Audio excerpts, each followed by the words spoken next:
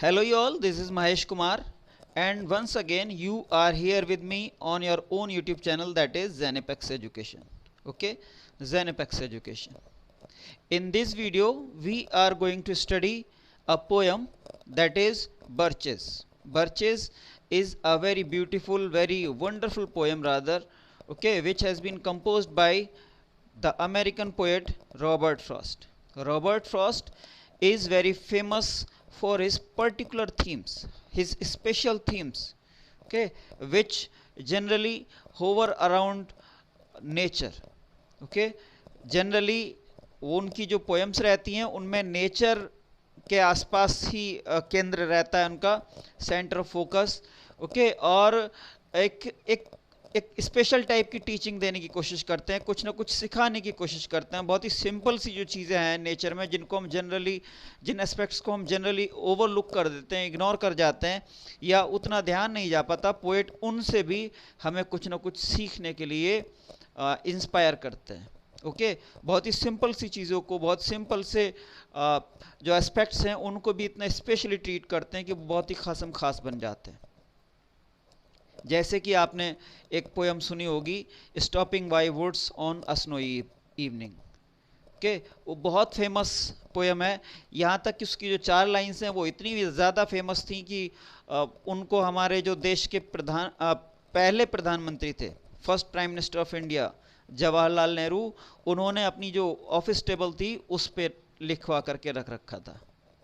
And those lines were, the woods are lovely dark and deep, but I have promises to keep, and miles to go before I sleep, and miles to go before I sleep. Okay, तो poet बहुत ही अच्छे level की, हम कह सकते हैं कि इनका एक स्टेटस जो है अपना खासम खास है। अगर हम इन्हें नेचर का पोएट ना भी कहें तब भी हम ये कह सकते हैं कि अमेरिका के जो भी पोएट हुए हैं उनमें अगर हम नेचर की बात करें तो नेचर के one of the greatest poets जो है अमेरिका के, that America have ever produced, उनमें से एक रॉबर्ट फ्रॉस्ट है। और इनकी इसी महानता के कारण इनको रिकॉर्ड 31 टाइम्स नोबल के लिटरेचर प्राइज के लिए नॉमिनेट किया गया था। ओके, जो नोबल का जो नोबल लिटरेचर के लिए दिया जाता है उसके लिए रिकॉर्ड 31 टाइम्स इनको अवार्ड नॉमिनेट किया गया था। इसके अलावा अमेरिका का जो बहुत ही प्रतिष्ठित पुरस्कार है इसी फील्ड का, लिटरेचर का, ओके, दैट इज पुलित्जर इनको रिकॉर्ड 4 टाइम्स दिया गया, जो कि अपने आप में सबसे ज़्यादा किसी भी पोएट के लिए। इसके अलावा इनको अमेरिका का बोलिंगन पुरस्कार भी दिया गया। उसके अलावा भी कई सारे बड़े बड़े इनको पुरस्कार दिए गए। ओके, तो अगर आप इनकी अचीवमेंट्स को देखें तो उससे भी अंदाज़ा लगा सकते हैं कि इनकी क्वालिटी क्या है, किस लेवल के। हालांकि इन्होंने 40 साल की एज के बाद पोएट्री लिखना शुरू की, और इन्होंने अपनी पोएट्री की इसलिए जो शुरुआत की थी वो इंग्लैंड जा कर के की थी, क्योंकि जनरली 40 ईयर्स के आसपास के पोएट्स की जो शुरुआती पोएम्स होती हैं उनको अमेरिका में उस टाइम एक्सेप्ट नहीं करते थे। ओके, इसलिए इन्हें इंग्लैंड जाना पड़ा। जब वहाँ इन्होंने ठीक ठाक नाम कमा लिया तो ये वापस अमेरिका आए, और फिर इन्होंने अमेरिका में ही अपना बाकी का जो लिटरेरी योगदान था वो सारा दिया। तो बहुत ही अच्छे लेवल के पोएट हैं। अगर हम इनकी डेट ऑफ बर्थ को देखें, अगर हम इनके जन्म की बात करें, 1874 में इनका जन्म हुआ। ओके, सैन फ्रांसिस्को जो कि कैलिफोर्निया का एक बहुत ही शानदार शहर है, वहाँ पे इनका बर्थ हुआ, और इनकी डेथ बोस्टन में हुई। ओके, 1963 में। एक बहुत ही ठीक ठाक सी लंबी ज़िंदगी गुजारने के बाद आखिरकार इनकी 1963 में डेथ हुई। दोनों वर्ल्ड वॉर इन्होंने देखे थे, और कहीं ना कहीं उन वॉर्स का भी जो दर्द है वो कुछ इनकी जो रचना है उनमें दिखाई देता है। तो चलिए शुरू करते हैं पोएम को। इस पोएम की अगर हम समरी की बात करें तो ये सिंपली एक खास तरह के ट्रीज़ मिलते हैं अमेरिका में, उनके ऊपर पोएम लिखी गई है, बर्चेस जिनका नाम है। ओके, और ये ट्रीज़ बहुत ही फ्लेक्सिबल होते हैं। जनरली इनकी हाइट 40-50 फीट तक होती है, और बहुत ही फ्लेक्सिबल होते हैं। इतने फ्लेक्सिबल कि ये इनकी टॉप जो है ज़मीन को छू जाती है, लेकिन ये टूटते नहीं हैं। They don't break even when their top touches the ground. Okay, their top touches ground but they don't break. Okay, तो बहुत ही फ्लेक्सिबल से ट्रीज होते हैं, उन्हीं के बारे में यहाँ पोएट बात कर रहा है। और उसके द्वारा लास्ट में वो अपनी एक तरह से विश भी जाहिर करता है कि काश मैं फिर से अपने पिछले दौर में चला जाऊं। वो खुद भी स्विंगर रहा है क्योंकि इनका खूब आनंद लिया है उसने बर्चेस का, जैसे हम आगे पोएम में देखेंगे। तो लास्ट में एक तरह से वो विश भी करता है कि काश मैं भी अपने जो शुरुआती दौर था यानी बचपन, उसमें चला जाऊं। ओके, तो चलिए देखते हैं poem. When I see birches bend to left and right across the lines of straighter darker trees, I like to think some boy has been swinging them, but swinging doesn't bend them down to stay, as ice storms do. Often you must have seen them loaded with ice a sunny winter morning after a rain. Okay, तो यहाँ poet कह रहा है कि जब मैं इस तरह से बर्चेस को देखता हूँ, कुछ अपने लेफ्ट को झुके हुए हैं, कुछ राइट को झुके हुए हैं, और बाकी उनके आसपास के जो पेड़ हैं वो सब के सब स्ट्रेट खड़े हैं। ओके, जंगल में जो बहुत सारे पेड़ हैं वो तो सारे, अधिकतर जो नॉन बर्चेस ट्री हैं वो तो सब स्ट्रेट खड़े हैं। Okay, because they are not so soft, they are not so flexible, तो इसलिए वो तो खड़े रह गए। लेकिन जो बर्चेस हैं वो लेफ्ट राइट, कोई लेफ्ट को झुका हुआ है, कोई राइट को झुका हुआ है। ओके, तो जब भी इस तरह से देखता हूँ मैं उनको, तो मुझे ऐसा लगता है, मेरे मन में ये विचार आता है कि ये पेड़ इस तरह से जो झुकाए हैं जरूर किसी लड़के ने झुकाए होंगे, किसी ऐसे लड़के ने जो इनको राइड करना पसंद करता हो, जो इन पे झूलना पसंद करता हो। But swinging doesn't bend them down to stay, लेकिन साथ ही साथ फिर उसको कुछ ऐसे भी दिखाई देते होंगे जो कि परमानेंटली झुक गए हैं, बिल्कुल नीचे आकर के रुक गए। ओके, तो ऐसे को जब वो देखता है तो कहता है कि लेकिन ऐसे जो पेड़ हैं जो बिल्कुल नीचे आ गए हैं, ये तो बच्चों का काम नहीं लगता। ओके, क्यों? Bend them down to stay as ice storms do, because ऐसे जो पेड़ रहते हैं जो पूरी तरह से कंप्लीटली नीचे आकर के लग जाते हैं, जो सीधे हो ही नहीं पाते, ज़मीन पे आके ही जिनका टॉप लग जाता है, टच करता रहता है, तो ऐसे पेड़ जो हैं ये तो आइस स्टॉर्म्स जो आते हैं उन्हीं से होंगे, क्योंकि वो लंबे टाइम तक दबा के रखते हैं। जो बच्चे होते हैं वो बस खेलते हैं, वो जैसे नीचे आता है टॉप उसको छोड़ देते हैं ट्री को, फिर से ट्री पे चढ़ते हैं और फिर से उसी साइकिल को दोहराते हैं। ओके, पेड़ पे चढ़े, एक ऊंचाई पे जाने के बाद पेड़ झुकने लगता है किसी भी एक साइड को, वो झुकेगा, झुकते झुकते झुकते झुकते वो ज़मीन से टच कर जाएगा, तो बच्चे उससे उतर जाते हैं। तो जैसे ही वो जल्दी से उतर जाते हैं तो इसीलिए पेड़ फिर से सीधा हो जाता है। अगर पूरी तरह से स्ट्रेट नहीं भी होगा तब भी काफ़ी हद तक सीधा हो जाता है।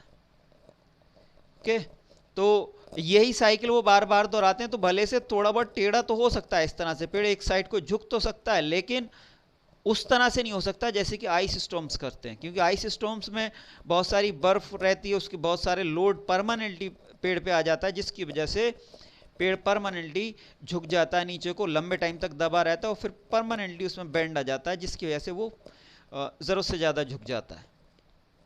तो इसलिए दोनों में डिस्टिंक्शन है। वही पोएट यहाँ दिखाने की कोशिश कर रहा है कि जो इस तरह से जो ज़रूरत से ज़्यादा झुके हुए पेड़ हैं ये तो आइस स्टॉर्म्स का काम है, ये बच्चों का काम नहीं है। Often you must have seen them loaded with ice a Sunny winter morning after a rain. अक्सर आपने देखा होगा कि जब कभी बारिश होती है रात को और सुबह को आप उठते हैं, जागते हैं और देखते हैं पेड़ों की तरफ, उन पेड़ों की तरफ जाते हैं और वहाँ देखते हैं तो आपको दिखेगा कि बहुत सारा बर्फ उन पेड़ों के ऊपर आया हुआ है, जमा हुआ है ना, एक क्रस्ट की तरह से जम गया है, ठोस हो गया है, आइस बन गया है। They click upon themselves as the breeze rises and turn many colored as the ester cracks and creases their enamel. और फिर क्या होता है, फिर जैसे जैसे दिन चढ़ता है तो वैसे वैसे हवा चलने लगती है और हवा फिर तेज़ चलती है। हवा तेज़ चलने से, क्योंकि ये पेड़ ऑलरेडी काफ़ी लचकदार हैं, तो उससे क्या होता है कि ये इन पे पूरे पेड़ पे जो बर्फ़ की एक बहुत ही अच्छी सी लेयर जम गई है। ओके, तो पेड़ जब लहराते हैं बुरी तरह से, बहुत अच्छे से जब लहराते हैं पेड़, तो वो पेड़ आपस में टकराते भी हैं। उन टकराने से जो एक क्रस्ट बनी हुई है, जो ठोस हो गया है, बर्फ जो है जम करके ठोस हो गया है, आइस की शेप ले ली है उसने, हार्ड हो गया है वो, तो वो क्रस्ट जब आपस में टकराती है तो उससे एक खास तरह की साउंड आती है। जैसा कि आपने देखा होगा बर्फ को जब स्पेशली अगर हम बर्फ की सिल्लियां देखें तो जब उनको गिराते हैं या तोड़ते हैं तो एक खास तरह की साउंड आती है, which is depicted by the poet as the sound of click. Okay, this they click upon themselves. Okay तो वो एक खास तरह की जो साउंड आती है उसी के लिए यहाँ क्लिक यूज़ किया गया है, इसलिए हमने यहाँ ओनोमेटोपिया जो फिगर ऑफ स्पीच है वो लिखा है कि यहाँ पे ओनोमेटोपिया। ओके तो इस तरह से वो टकराते हैं और फिर क्या होता है, हवा तेज चलती है और धीरे धीरे फिर क्या होता है कि उससे लगातार टकराने से इस तरह से आपस में बर्फ की जो लेयर है उसमें क्रैक्स आ जाते हैं और वो टूटने लगती है। उस टूटने से क्या होता है, सूरज की उस पर किरणें पड़ती हैं और उससे एक अलग तरह का नज़ारा आता है, मल्टी कलर सी वो एक वो दृश्य दिखाई देता है, दिखाई पड़ते हैं वो। ओके वो एक रिफ्लेक्टर की तरह से, कलर रिफ्लेक्टर की तरह से काम करेंगे, प्रकाश को रिफ्लेक्ट करती हैं जिसकी वजह से कलर्स जो हैं बहुत सारे कलर्स दिखाई देते हैं जैसे रेनबो में दिखाई देते हैं। ओके वो मतलब एक मिरर की तरह से बिहेव करना शुरू कर देते हैं। तो इस तरह से वो क्रैक्स टूट पड़ने लगते हैं, उसमें बर्फ टूटने लगती है। पोएट ने उसी को इनेमल कहा है, जो एक लेयर पूरे पेड़ पे बन जाती है बर्फ की, उसी को पोएट ने इनेमल कहा है। Soon the sun's warmth makes them shed crystal shells, shattering and avalanching on the snow crust. Such heaps of broken glass to sweep away, you would think the inner dome of heaven had fallen. तो फिर क्या होता है कि बहुत ही जल्दी एक तो चटक गई, आपस में टकरा टकरा करके चटक गई, वो ऊपर से सूरज निकल आया। ओके तो उसकी गर्मी से, सूरज की गर्मी से बहुत ही जल्दी जो ये जो पूरी लेयर थी बर्फ की पेड़ों पर, क्रिस्टल शेल्स जिसके लिए पोएट ने कहा है, तो वो टूटने लगती है, गिरने लगती है। यहाँ पोएट ने शैटरिंग एंड अवालांशिंग यूज़ किया है उसके लिए। अवालांश जनरली कहते हैं बर्फीले तूफान को कहते हैं। ओके जिसमें मिनट्स के अंदर, विद इन सम मिनट्स, हज़ारों लाखों टन के हिसाब से जो बर्फ़ है पहाड़ों पे स्पेशली, या जहाँ भी बहुत ज़्यादा बर्फ़ जमी रहती है, वो बर्फ़ एक ही झटके में बहुत तेज़ी से मूव करती है, सैकड़ों किलोमीटर पर आवर की स्पीड से मूव करती है, और रास्ते में आने वाले सारी जो चीज़ें रहती हैं, चाहे वो पेड़ पौधे हों, घर मकान वगैरह हों, सबको तबाह कर देती है।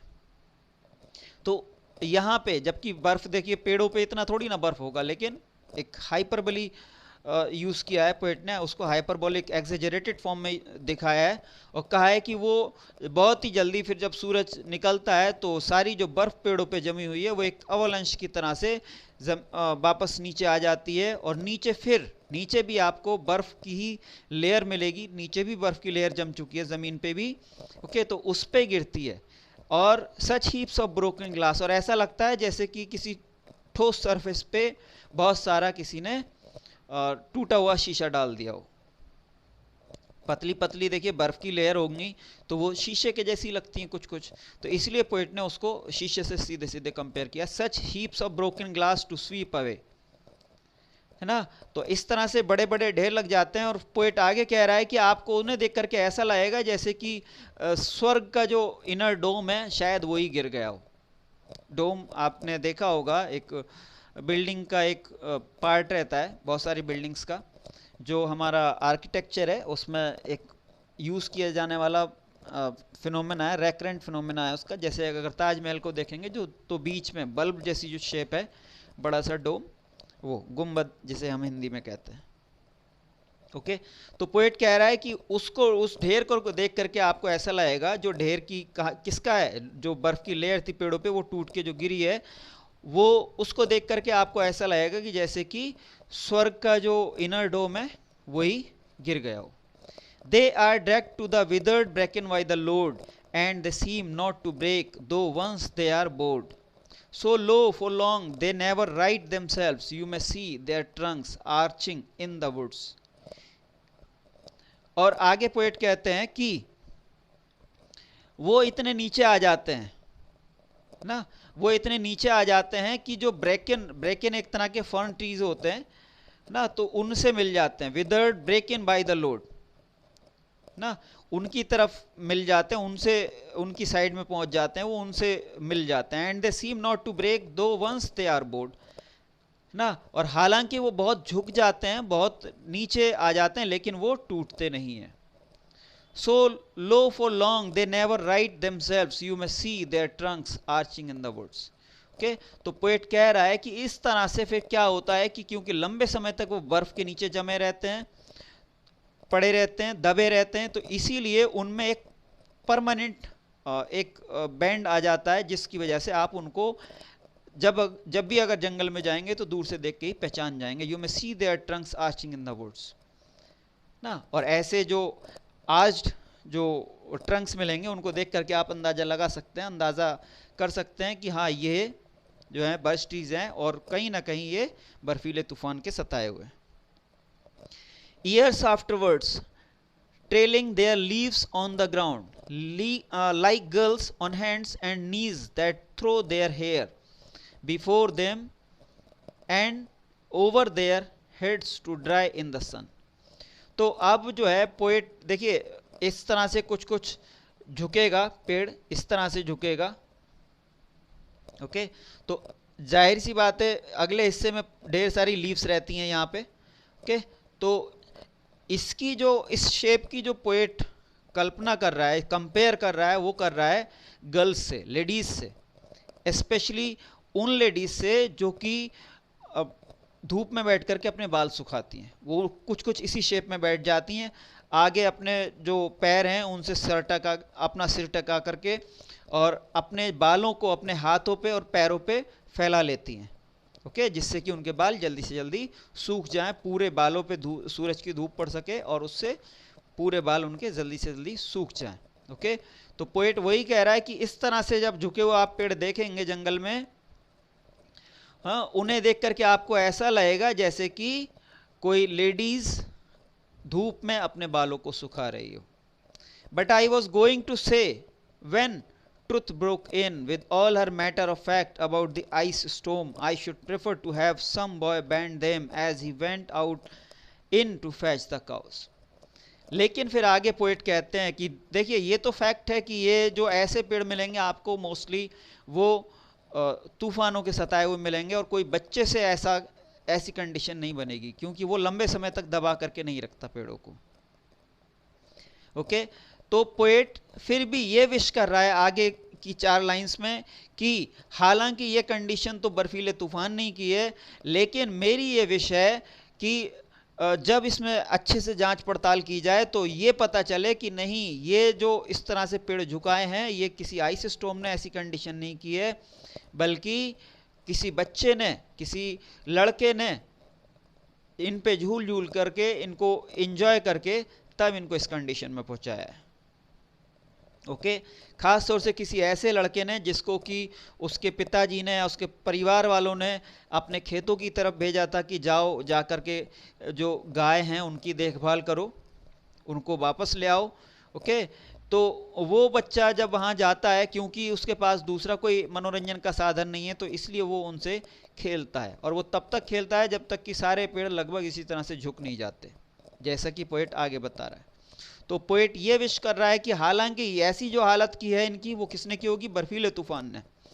पहले उसने अंदाज़ा लगाया था, यहाँ फिर आपको डिटेल से समझाया कि ये बर्फीले तूफान नहीं किया है। ओके, और फिर वो कह रहा है कि हाँ ये किया तो बर्फीले तूफान नहीं है, लेकिन फिर भी मैं तो ये चाहूँगा कि ये बर्फीले तूफान ने ना किया हो, बल्कि किसी लड़के ने किया हो।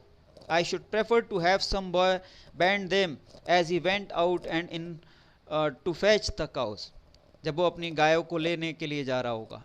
सम boy too far from town to learn baseball, whose only play was what he found himself, summer or winter, and could play alone. One by one he subdued his father's trees by riding them down over and over again until he took the stiffness out of them, and not one but hung limp, not one was left. तो आगे poet कहते हैं कि एक ऐसा लड़का, ये किसी ऐसे लड़के ने किए हों कि जो लड़का किसी छोटे से गांव में रहता है, किसी कस्बे में छोटे से रहता है, और वो ऐसी जगह है जहाँ बेसबॉल जैसे जो मॉडर्न सुविधाएं हैं मनोरंजन की वो नहीं है। बेसबॉल जैसे प्लेज वगैरह जो हैं, गेम्स हैं, वो खेलने का उसके पास सुविधाएं नहीं है। तो जब उसके पिताजी उसको खेतों की तरफ भेजते हैं गायों को वापस लाने के लिए, तो वो रास्ते में पड़ने वाले अपने खेतों में इन पेड़ों से खेलता है। ओके, चाहे गर्मियां हो चाहे सर्दियां हो, वो अकेला अकेला ही इन पेड़ों से खेलता है। एक एक करके इस तरह से सब पेड़ों को झुका देता है, तब तक जब तक कि आखिरी पेड़ तक इस तरह से नहीं झुक जाता। मतलब एक एक पेड़ करके सारे पेड़ों को तब तक वो इंजॉय करता है, तब तक उनकी राइड करता है जब तक कि वो सारे झुक नहीं जाते। मतलब उसमें अब और सीधा होने की जो कैपेसिटी है वो नहीं रहती, और कुछ टाइम के लिए वो झुक जाते हैं परमानेंटली। उसके बाद जैसा कि जनरली होता है नेचर में, वो फिर से रीगेन करते हैं और अपना जो अर्लियर पोस्चर है फिर उस पर वापस आ जाते हैं। Okay, until he took the stiffness out of them and not one but hung limp, not one was left. Okay, कोई भी पेड़ ऐसा ना बचा हो, not one but hung limp. Limp generally हम कहते हैं जो कोई भी किसी अंग से दिव्यांग हो, जैसे कि मॉडर्न भाषा में कहा जाता है, मतलब कोई उसका एक अंग कंप्लीटली लगभग काम ना करता हो। ओके, तो वैसे ही पेड़ों को लिम्प पोजीशन जो है, लिम्प कंडीशन क्या होगी कि जो उनकी स्टिफनेस है वो ना रहे और वो परमानेंटली अनयूजुअली रूप से झुक जाए किसी भी एक साइड को। And not one but hung limp, not one was left. देखिए ऐसी कंडीशन में अगर कोई पेड़ पौधा होगा तो आप उसको हंग कंडीशन ही कहेंगे, झुकी हुई कंडीशन, लटकी हुई कंडीशन। ओके, आगे देखिए, for him to conquer he learned all there was to learn about not launching out too soon and so not carrying the tree away clear to the ground. He always kept his poise to the top branches, climbing carefully with the same pains you use to fill a cup up to the brim and even above the brim. Then he flung outward, feet first, with a swish, kicking his way down through the air to the ground. अब आगे poet यहाँ इस stanza में हमें यह बता रहा है कि आखिरकार किस तरह से राइड किया जाता है प्रॉपरली, पेड़ों को, इन बर्चेस ट्रीज को किस तरह से प्रॉपरली राइड किया जाता है, यहाँ ये बता रहा है। इसका मतलब यह है कि poet must have some practical experience of riding the birches. Okay, as we are going to witness in the following lines. आगे लाइंस में हम देखेंगे भी कि किस तरह से वो बताता है कि मैं भी ऐसा ही रहा था, मैंने भी राइड किए हैं बर्चेस। ओके, तो ये वही प्रैक्टिकल एक्सपीरियंस बता रहा है वो। पोएट कह रहा है, for him to conquer he learned all there was to learn about launching out too soon and so not carrying the tree away clear to the ground. Poet कह रहा है कि वो सारे जो हुनर होते हैं बर्चेस को राइड करने के, वो सारे सीख चुका है और उसे पता है कि ना तो बहुत जल्दी इनको छोड़ना है, ना ही बहुत देर से छोड़ना है। मतलब एक प्रॉपर टाइम रहता है जबकि आपको इनको छोड़ना होता है ना। जैसे ही पेड़ के आप टॉप पर पहुंचेंगे और फिर पेड़ किसी ना किसी एक साइड को झुकना शुरू हो जाएगा, तो ऐसा नहीं है कि आप उसको नीचे तक ही लेकर के आए, क्योंकि अगर पूरी तरह से एंजॉय करना है तो नीचे तक लाना में वो एंजॉयमेंट नहीं आएगा। बल्कि क्या करेंगे ऐसे में कि जैसे आप टॉप पर पहुंचे और जो पेड़ है वो इस तरह से किसी भी एक साइड को झुकना शुरू हुआ, तो झुकता जाएगा झुकता जाएगा। जब आप देखेंगे कि ज़मीन से वो इतनी ऊपर है कि जहाँ से आप उससे कूद सकते हैं आराम से, विदाउट हर्टिंग योरसेल्फ। ओके, तो वहाँ से आप उससे कूद जाएंगे, एकदम से छलांग लगा देंगे और पेड़ एक झटके के साथ फिर से वापस ऊपर चला जाएगा। इससे दोनों चीज़ें होंगी कि पेड़ पूरी तरह से हर्ट नहीं होगा। इसीलिए वो कह रहा है कि काश ये सब बर्फीले तूफान ने ना हर्ट करके किसने, लड़के नहीं हर्ट करे हों, क्योंकि अगर लड़के ने हर्ट करे होंगे तो वो इस तरह से हर्ट नहीं हुए होंगे कि वो पूरी लाइफ के लिए ख़राब हो जाएं, पूरी तरह से क्षतिग्रस्त हो जाएं। ओके, बल्कि फिर ऐसी कंडीशन में करे होंगे उसने कि भले से अभी इनके अंदर थोड़ा सा झुकाव आ गया है, ओके, लेकिन टाइम के साथ ये अपने आप को रिपेयर कर लेंगे और उसके बाद ये पूरे सीधे भी हो सकते हैं। है ना, क्योंकि उसने नीचे तक नहीं लाया होगा वो। तो वही पोएट यहाँ बता रहा है, clear to the ground, he always kept his poise. और आगे वो कहता है कि अगर इसको आप आसान काम समझ रहे हो बर्चेस की राइडिंग को, तो ये इतना आसान काम नहीं है। Okay, it is a very very difficult task, a difficult thing to do, and it requires some special skills which are being mentioned by the poet in the following lines. He always kept his poise to the top branches, climbing carefully with the same pains you use to fill a cup up to the brim. ये जो काम है birches को ride करने का, it requires ultimate attention, ultimate carefulness ना, बहुत ही आपको ध्यान रखना पड़ता है, अलर्ट रहना पड़ता है। ओके, और ये उतना ही लगभग आपकी अटेंशन को चाहता है, आपके फोकस को चाहता है, जितना कि आप फोकस तब करते हैं जब किसी कप को आप बिल्कुल उसके अपर लेवल तक फुल करते हैं किसी लिक्विड से, चाहे वो चाय हो, दूध हो या कोई दूसरा एलिमेंट हो। ओके, तो अगर आप उसको किसी कप को भरते हैं तो बिल्कुल ऊपर तक भरने में जैसा आपको अटेंशन रखना पड़ता है, सेम वैसा ही अटेंशन, सेम वैसा ही ध्यान रखना पड़ता है एक बर्चेस के राइडर को। And even above the brim, और यहाँ तक कि ब्रिम से ऊपर तक भी। देखिए कुछ कंडीशंस में ये रहता है कि ब्रिम से हल्का फुल्का सा ऊपर तक भी आप भर सकते हैं, कुछ लिक्विड्स इस तरह के होते हैं। Then he flung outward feet first with a swish, kicking his way down through the air to the ground. और फिर जैसे कि मैंने कहा था कि जब पेड़ काफ़ी झुक जाता है, इस तरह से बैंड पोजीशन में आ जाता है, तो एक बहुत ही तेजी से छलांग लगानी पड़ती है। Then he flung outward feet first, है ना, वो पैर ही पहले नीचे आएंगे, गर्दन नीचे आ गई तो काम हो जाएगा। Okay, then he flung outward feet first with a swish, swish मतलब एक आवाज के साथ, जैसे आप कोई पतला डंडा वगैरह या कोई बहुत पतली सी रस्सी मजबूत सी अगर हवा में बहुत तेजी से लहराते हैं, जैसे हंटर कई बार हम करते हैं, तो हवा में जो उसकी आवाज़ आती है, शूं सी आवाज़ एकदम से। ओके, तो उसी को डिनोट कर रहा है यहाँ swish. Then he flung outward feet first with a swish, एक तेजी के साथ उससे कूदना पड़ता है, kicking his way down through the air to the ground, है ना, बहुत तेजी से पेड़ पे से कूदना पड़ता है, नीचे आना पड़ता है, और वो भी पैरों के साथ, मतलब नीचे पैर पहले लाने पड़ते हैं, अगर कोई दूसरा हिस्सा आया तो हॉस्पिटल जाना पड़ेगा। So was I once myself a swinger of birches and so I dream of going back to be. यहां पोएट कह रहा है कि इस तरह से मैं भी पहले बर्चेस का स्विंगर रह चुका हूं, मतलब मैंने बर्चेस को राइड किया है। ओके, और मैं चाहता हूं, मेरी दिली इच्छा है कि मैं फिर से एक बार ऐसा बन जाऊं। The poet wishes to go back to the past, to his past, into his childhood. Okay, and so I dream of going back to be.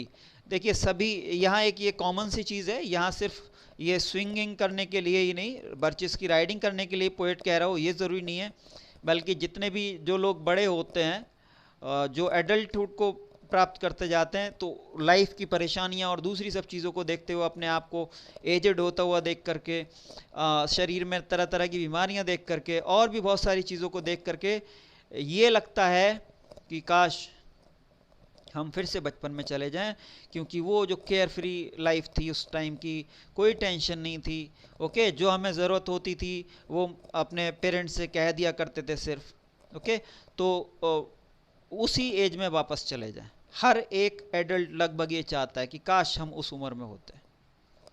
Okay, हालांकि ऐसा पॉसिबल नहीं है, लेकिन हर कोई ऐसा चाहता है। यहाँ कहीं ना कहीं मेरे ख्याल से आपके लिए एक मैसेज भी है कि अब आप अभी लगभग उसी एज के आसपास हैं। ओके, थोड़ा सी अभी टीनहुड में ही हैं। ओके, एक टीनेजर की अवस्था में ही हैं, लेकिन अभी आप उससे पूरी तरह से निकले नहीं, ये भी एक बचपन का ही हिस्सा माना जाता है। तो अभी आप जितना एंजॉय कर सकते हैं अपनी लाइफ को वैसा करें। ज़रूरी नहीं कि आप बर्चेस की ही स्विंगिंग करें, है ना, क्योंकि हर जगह ना तो बर्चेस मिलेंगे, और ना ही ऐसी कोशिश करनी चाहिए जैसे कि यहाँ बताया गया कि ये कोई इतना आसान काम नहीं है, इसके लिए बहुत प्रैक्टिस चाहिए, और बड़ी ही आसानी से चोट लग जाती है और गंभीर चोटें लग जाती हैं। ओके लेकिन यहाँ पोएट मैसेज देना चाह रहा है आपको, and the message is very clear cut, and that is you must enjoy your life, you must do those things which are considered normal for the children or for the teenagers. बस गलत चीज़ें ना करें, प्रकृति को या किसी दूसरे को नुकसान पहुंचाने की कोशिश ना करें, अपने आप को भी नुकसान होने से बचाएं, है ना। कोई भी ऐसा नया काम ना करें जो आपको बिल्कुल ना आता हो। मान लीजिए आपको तैरना नहीं आता और आप इंजॉय करने के लिए तालाब में कूद पड़ते हैं, नदी में कूद पड़ते हैं सीधे, so it would be an injustice, है ना। तो ऐसा ना करें सिर्फ, लेकिन अपनी लाइफ को एंजॉय जरूर करें। एक इनडायरेक्ट मैसेज आपके लिए है। And so I dream of going back to be, it is when I am weary of considerations. देखिए वही चीज कह रहा है poet, it is when I am weary of considerations. यहाँ कंसिडरेशंस और कुछ नहीं है, यही दुनिया भर की जो ताम झाम है उनके बारे में सोचना, विचारना, उनका एनालिसिस करना। जब लगता है कि अरे हमें तो अभी बच्चों की फीस भरनी है, अभी हमें ये काम करना है, अभी हमें वो काम करना है, उसके उधार के देने हैं, उसका ये करना है कि मम्मी का इलाज कराना है, या किसी और के उस पर पैसे लगाने, ढेर सारी जो चीज़ें हैं, जब हम उन पर विचार करते हैं, है ना, कंसिडरेशंस, तब ये लगता है it is when I am weary of considerations and it life is too much like a pathless would, है ना। बहुत ज़्यादा जब सोचते हैं तो लगता है अरे कितनी सारी समस्याएं हैं, है ना, कि जिंदगी में कितनी सारी समस्याएं, एंजॉयमेंट तो ना के बराबर है, समस्याएं कहीं ज़्यादा हैं, है ना। लाइफ जो बचपन में कई बार हमें ऐसा लगता था कि एक बहुत ही केक वॉक होगी, ओके, लाइफ जो कि एक केक वॉक की हमारे मन में इमेज हुआ करती थी कभी, वो जब हम उस एज में आते हैं जब अपनी लाइफ को खुद जीना पड़ता है, अपनी जिम्मेदारियां खुद उठानी पड़ती हैं, जब तब हमें लगता है कि अरे नहीं ये केक वॉक नहीं है, this is a pathless would, okay, and life is too much like a pathless would. एक ऐसा जंगल, लाइफ क्या है, एक ऐसा जंगल जिसमें रास्ता ही नहीं सूझता, मतलब कुछ पता ही नहीं चल रहा, कुछ समझ में ही नहीं आ रहा कि आखिरकार कैसे इसको हल करें, कैसी पहेली है ये, what the puzzle it is like, okay, किस तरह की पहेली है, हम कैसी उलझन में पड़ गए, ओके। हालांकि लाइफ हमेशा उतनी बुरी कभी नहीं होती, लेकिन इतने आसान भी नहीं होती जैसे कि कई बार हमें बचपन में लगता है, स्पेशली, या आपकी एज में लगता होगा, ओके। मैं अपनी जो वीडियोस रहती हैं उसमें बार बार इस बात पे जोर देता हूँ कि चाहे आईसीएसई बोर्ड हो, चाहे सीबीएसई बोर्ड हो, ओके, जो आपका सिलेबस है ये बहुत ही केयरफुली सेलेक्ट किया गया है आपके लिए, केयरफुली चूज़ किया गया है आपके लिए, आपकी एज को देख करके, आपके जो फिजिक